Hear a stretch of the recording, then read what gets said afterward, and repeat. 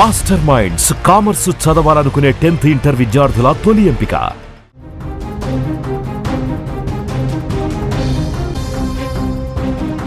Israel పై Trump కీలక వ్యాఖ్యలు చేశారు. బిగ్ బ్రేకింగ్ అందుతోంది. ఇరాన్ పై దాడులు చేసే సీన్ ఇజ్రాయెల్కి లేదు. తమ సాయం లేకుండా ఇరాన్ అణు కేంద్రాన్ని నాశనం చేసే సామర్థ్యం ఇజ్రాయెల్కి లేదని ట్రంప్ చెప్పారు. తాను దౌత్యానికి ఇంకా కట్టుబడి ఉన్నానని చెప్తున్నారు.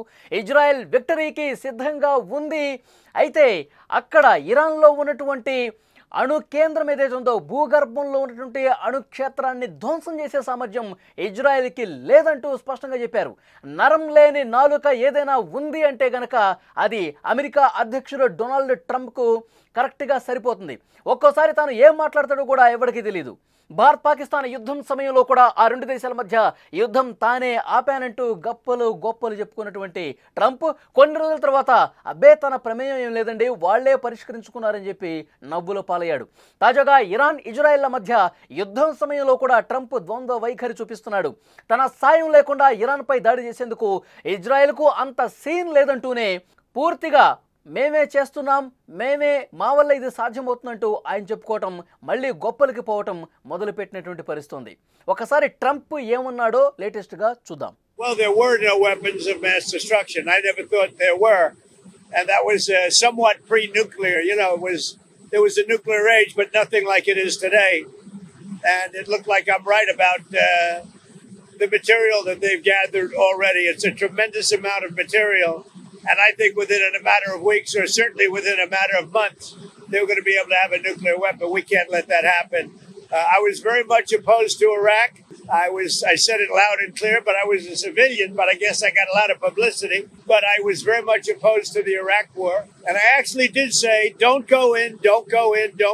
But I said, if you're going to go in, keep the oil. But they didn't do that. What intelligence do you have that Iran is building a nuclear weapon? Your intelligence community that they are at this point. Well, then my intelligence community is wrong. Who in the intelligence community said that? You're director of national intelligence. Iran Israel మధ్య పరస్పర దాడుల నేపథ్యంలో tell అవీవ్ను ఉద్దేశిస్తూ Trump ఈ వ్యాఖ్యలు చేశారు. తన సాయం లేకుండా ఫోర్డ్లో ఉన్నటువంటి భూగర్భ అణు కేంద్రాన్ని నాశనం చేసే సామర్థ్యం ఇజ్రాయెల్కు అసలు లేదన్నాడు. న్యూజెర్సీలో విలేకరులతో మాట్లాడుతూ ఈ వ్యాఖ్యలు చేశాడు ఆయన. తమ ఆయుధాలు లేకుంటే ఇరాన్పై దాడులు చేసే సీన్ ఇజ్రాయెల్కు అసలు లేదన్నారు. ఒకవేళ వారు దాడులు చేసినా అది పెద్దగా ప్రభావం చూపించదన్నారు. వారికి ఆ సామర్థ్యం లేదని చెప్తున్నాడు ట్రంప్. ఇప్పటి వరకు జరిపిన దాడుల్లో ఇజ్రాయెల్ కొంతమేరకు ప్రయోజనాలు సాధించింది. తాను దౌత్యానికి కట్టుబడి ఉన్నాను అని చెప్తున్నారు డొనాల్డ్ ట్రంప్. అయితే సైనిక కార్యకలాపాలను ఆపేయాలని ఇజ్రాయెల్ని ఒప్పించడం ప్రస్తుతానికి కుదరదన్నారు. ఎవరైనా గెలుస్తుంటే ఇలాంటి అభ్యర్థనలు చేయడం కష్టమన్నారు. ఈ క్రమంలో యుద్ధంలో టెల్ అవీవ్ అద్భుతమైనటువంటి దాడులు చేస్తోంది. టెహ్రాన్వి పేలవంగా ఉన్నాయి. ఇరాన్ ఇజ్రాయెల్ మధ్య మధ్యవర్తిత్వం వహించడానికి యూరోపియన్ దేశాలు చేస్తున్న ప్రయత్నాలను ట్రంప్ తోసిపుచ్చారు. వారు సాయం చేయలేరంటూ కూడా వ్యాఖ్యలు చేశాడు.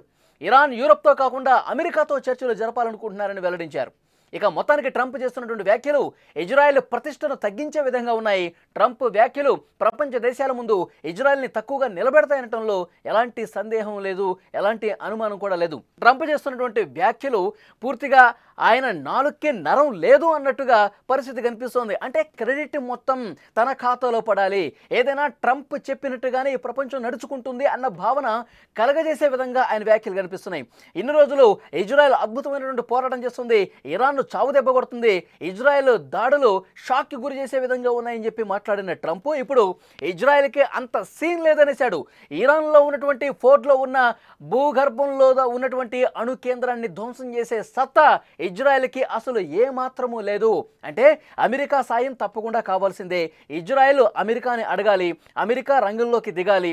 అప్పుడు మాత్రం ఇజ్రాయెల్ అమెరికా కలిస్తేనే ఈ యుద్ధానికి ఒక కొలిక్కొచ్చే అవకాశం కనిపిస్తుంది, ఇజ్రాయెల్ పై చేయి సాధించే అవకాశం ఉందని చెప్పకనే చెప్తున్నటువంటి పరిస్థితి.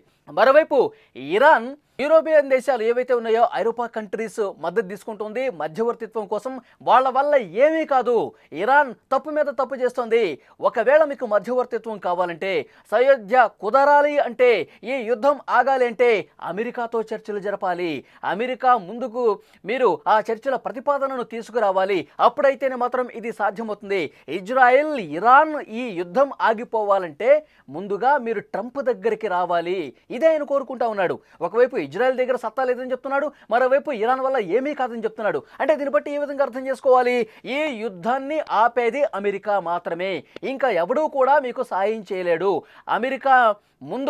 అమెరికా కంటే ట్రంపే ముందని చెప్తున్నాడు ఆయన వ్యాఖ్యలు అదే విధంగా ఉన్నాయి.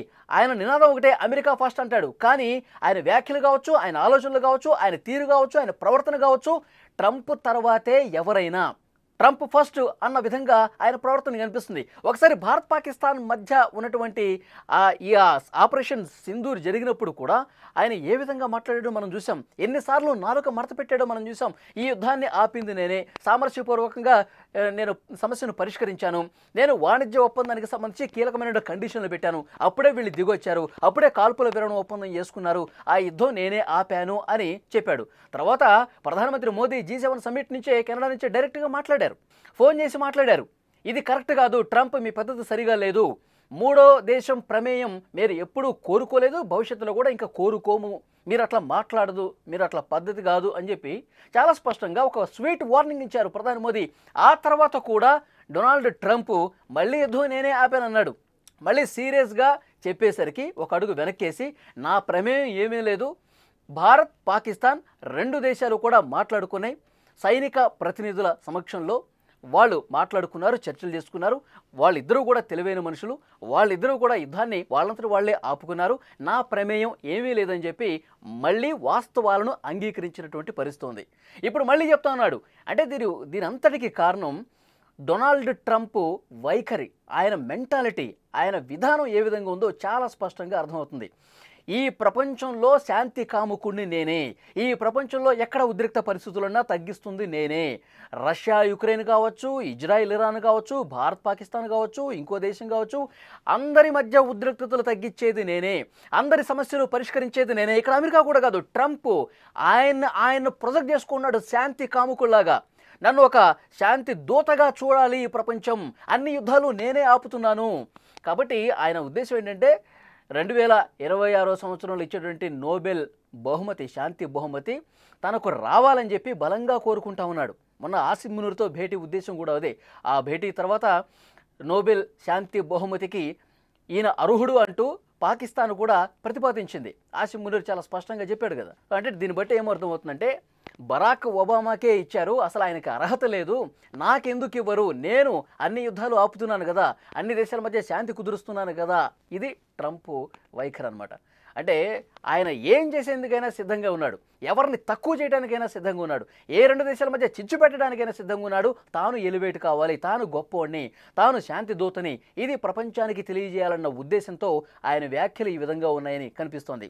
నిజంగా మనం గతంలో కూడా ఏ అధ్యక్షుడిని చూడాల ఈ విధంగా, జార్జ్ బుష్ కావచ్చు, బిల్ క్లింటన్ కావచ్చు, బరాక్ ఒబామా కావచ్చు, ఎవరు కూడా ఏ అమెరికా అధ్యక్షుడు కూడా చేయనటువంటి పిచ్చి పనులు, చేయనటువంటి విద్వేషకరమైనటువంటి ఆ వ్యాఖ్యలు, చేయనటువంటి ఏదైతే మితిమీరిన ఉత్సాహం ప్రదర్శించడం, తాను గొప్ప అని నిరూపించుకున్నటువంటి ప్రవర్తన, ఇది గతంలో మనం ఏ అధ్యక్షుడిని కూడా చూడలేదు. కానీ డొనాల్డ్ ట్రంప్ వైఖరిని ప్రపంచ దేశాలు చూసి నవ్వుకుంటున్నాయి. ఈరోజు ఇజ్రాయెల్ గురించి చేసినటువంటి వ్యాఖ్యలు కూడా అవే దారిలో కనిపిస్తూ ఉన్నాయి.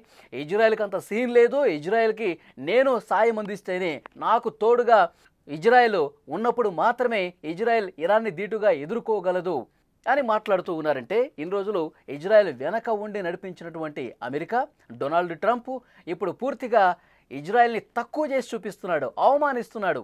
ఇది చాలా స్పష్టంగా ప్రజలందరికీ అర్థమవుతోంది, ముఖ్యంగా ప్రపంచ దేశాలన్నింటినీ కూడా అర్థమవుతుంది. కానీ ట్రంప్ ఎన్ని కుప్పిగంతులేసినా, దేశాల మధ్య ఎలాంటి చిచ్చుపెట్టే వ్యాఖ్యలు చేసినా, నేను శాంతి దూతని అని చెప్పి చర్చలు జరుపుతున్నాను అని చెప్పి ప్రకటనలు చేసినా ప్రపంచ దేశాలు నమ్మే పరిస్థితి లేదు. ఇరాన్ ఇప్పటికి కూడా అమెరికా అధ్యక్షుడు డొనాల్డ్ ట్రంప్ను తప్పుపడతానే వస్తుంది. మీరు ఇజ్రాయెల్ మాకు జరుగుతున్నటువంటి యుద్ధంలో మీరు మధ్యలోకి రావద్దు, మీకు సంబంధం లేదు, అణు ఒప్పందానికి సంబంధించి మేము ఎక్కడా కూడా వెనక్కి తగ్గేది లేదని చెప్పి ఇరాన్ కూడా ముందుకు పోతుంది. సో డెఫినెట్గా అమెరికా అధ్యక్షుడు వైఖరి మీదే పెద్ద ఎత్తున చర్చ జరుగుతుంది. ఆయన ఇంకా ఇదే విధంగా ప్రవర్తిస్తే తగిన మూల్యం చెల్లించుకోక తప్పదు. ముఖ్యంగా అమెరికా నష్టపోయే అవకాశం ఉందని ప్రపంచంలో అమెరికా వ్యతిరేక దేశాలన్నీ కూడా ట్రంప్ను హెచ్చరిస్తున్నటువంటి పరిస్థితి ఉంది. మొన్ననే పుతిన్ కూడా చెప్పాడు, ఇజ్రాయెల్ ఇరాన్ ఈ రెండు దేశాల మధ్య ఇజ్రాయెల్తో మీరు జతకట్టి దాడి చేయడం అనేది ప్రపంచానికి అంత మంచిది కాదు, ఇది మీ వైఖరి మార్చుకోండి అని రష్యా కూడా చెప్పినటువంటి పరిస్థితి ఉంది. సో డెఫినెట్గా ఏం జరుగుతుందో చూద్దాం. ట్రంప్ చేస్తున్నటువంటి వ్యాఖ్యలు అయితే ప్రపంచ దేశాల ముందు నవ్వుల పాలవుతున్నటువంటి పరిస్థితి ఉంది.